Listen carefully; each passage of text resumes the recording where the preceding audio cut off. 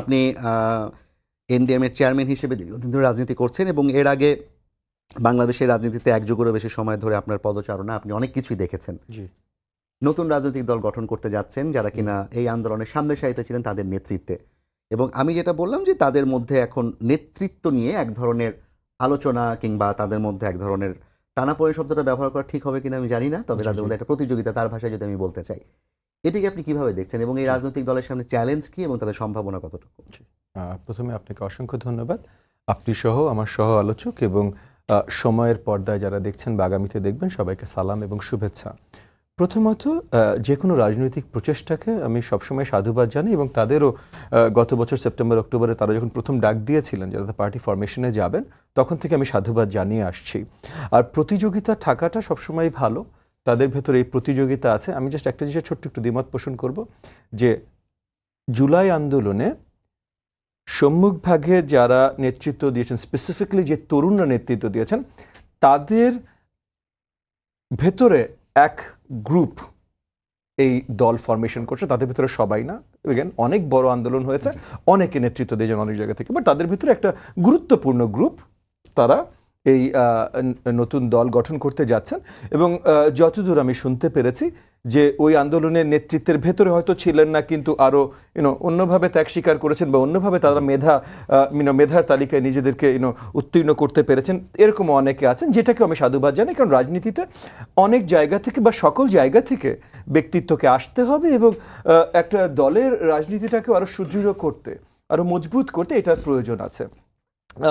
এবং তারা যেহেতু একটা নতুন দল করছেন, তারা সর্ট অফ তারুণ্যের এনার্জিতে দীপ্ত, সো তারা নিজেরা কিছু কথা তো বলবেনই যে বাংলাদেশের নতুন রাজনৈতিক বন্দোবস্ত তারা করবেন, এটা একটা দলের কাজ না। বাট এগেন আমার দল নিয়ে যখন আমি কথা বলবো তখন নিশ্চয়ই আমি এইভাবেই বলবো যে বাংলাদেশের নতুন রাজনৈতিক বন্দোবস্ত আমরা নিয়ে আসবো। ওনারা তারুণ্যের এনার্জির সাথে বলছেন, সেইটাকে আমি সাধুবাদ জানাই। আর ওনাদের দল ফরমেশনের ভিতরে নিশ্চয়ই ওনারা মাত্র এখন কয়েক মাস ধরে কাজ করছেন দল ফরমেশন করতে, কিন্তু আই এম শিওর এখানেও মেধার কমতি নেই। অনেকেই রাসেল আহমেদ আছেন, উনি একজন মেধাবী তরুণ, তার সাথে আপনি যতগুলো নাম বললেন সবাই মেধাবী তরুণ। বা এই যে আক্তারের নাম বললেন, আক্তারের সাথে আমি আগে থেকে কিছু দূর পরিচিত ছিলাম, কারণ ও আপনার কি বলার নাম, ছাত্রশক্তি, যেটা ছাত্রশক্তি, হ্যাঁ ছাত্রশক্তি, তার আগে আপনার গণ অধিকার, ছাত্র অধিকার পরিষদ, এগুলোর সাথে ছিল। তো সেখান থেকে আমি আক্তারের সাথে পরিচিত, ওনাদের অনেকের সাথে আমি পরিচিত না, বাট দেন আমাদের বয়সে আমরা ওনাদের বয়সে সবার সাথে পরিচিত থাকবার কথা না।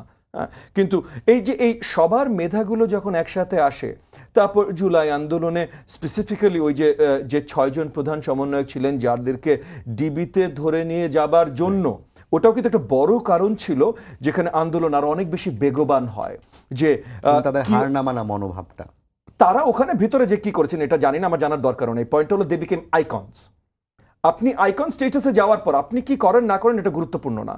পয়েন্ট হলো তারা ওখানে ছিল এবং ওখানে থাকার জন্য তারা আইকন হয়েছেন, এবং ওই আইকনটা হবার কারণে তাদেরকে বাঁচাবে এই কারণে কিন্তু পুরো আপনার আইনজীবী সমাজ নেমে এসেছিল, সুশীল প্রতিনিধিরা সবাই নেমে, আপনার এনজিও সেক্টর, ট্রান্সপারেন্সি ইন্টারন্যাশনাল বলেন, বা এখন আজকে যে উপদেষ্টা আছেন রেজওয়ানা চৌধুরী, তারপর আজকে যিনি ভট্টাচার্য, হ্যাঁ উনি উপদেষ্টা নেই, বাট কমিশন চিফ আপনার ইফতেখারুজ্জামান ছিলেন, হ্যাঁ এনারা সবাই নেমে এসেছিলেন। আসিফ নজরুল সাহেব নাহলে আরো আগে থেকে রাজনীতির সাথে অনেক কিছুতে সম্পৃক্ত ছিলেন, কিন্তু অ্যাডভোকেট রেজওয়ানা উনি ছিলেন না, বা ইকোনমিস্ট অর্থনীতিবিদ দেবপ্রিয় ভট্টাচার্য উনি রাজনীতির সাথে সম্পৃক্ত ছিলেন না।